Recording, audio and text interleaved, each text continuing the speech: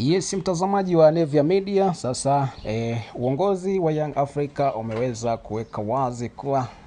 kufungiwa kwa kipa wao namba 1 Djigui Diarra, ambapo alipewa adhabu ya mechi 3, atakosekana kwenye michezo mitatu, hakutaathiri ubora wa kikosi hicho kutokana na uwepo wa makipa wengi wenye uwezo mkubwa ndani ya kikosi hicho. Kauli hiyo imekuja kufuatia uamuzi wa bodi ya ligi Tanzania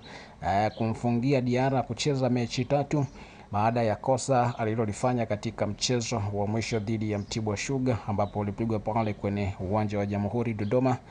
uliochezwa pale. Akizungumza kuhusu hali hiyo, msemaji wa Young Africa Shabani Kamwe amesema kuwa wana imani kubwa na kikosi chao na wana uhakika wa kuendelea kufanya vizuri hata bila ya kipa huyo tegemeo. Ameeleza kuwa Yanga ina makipa wawili wenye ubora wa hali ya juu ambao wako tayari kuziba pengo la Diarra wakati wa adhabu yake, ambapo makipa hawa kuna Abutwalib Msheri alafu kuna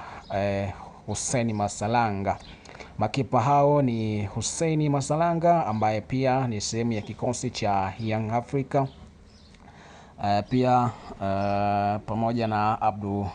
Abutwalib Msheri ambaye amekuwa akionyesha kiwango kizuri kila anapopata nafasi ya kucheza.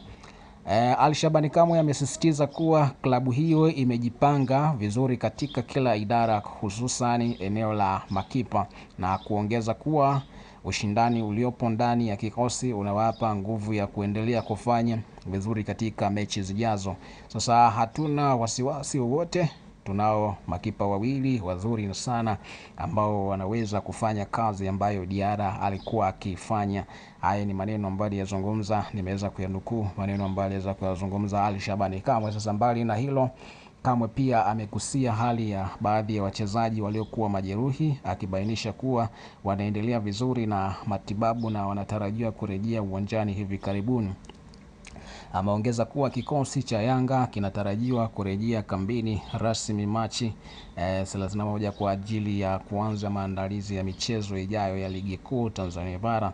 Yanga inaendelea kuonyesha utulivu na uimara wa kikosi chake, jambo linalowapa mashabiki matumaini ya kuona timu hiyo ikiendelea kupata matokeo chanya licha ya changamoto chache zinazojitokeza, ambapo timu hii imekuwa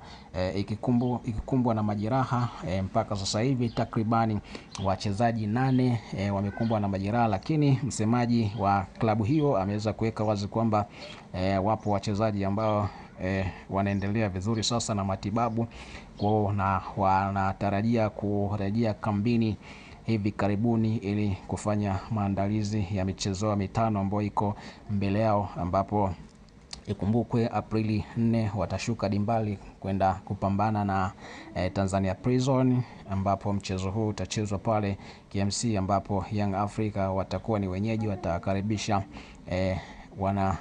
wajela hawa Tanzania Prison, ambapo msemaji ameweza kuweka wazi kwamba licha ya adhabu ya Diarra ambao amepewa kwenye kikosi chao, wapo makipa ambao kuna Abutwalib Msheri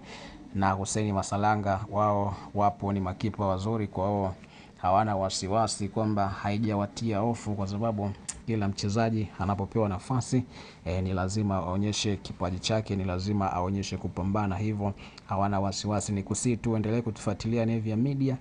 na nikuombe unisaidie kusubscribe kwa kubonyeza maandishi yaliyoko chini ya video hii yameandikwa subscribe.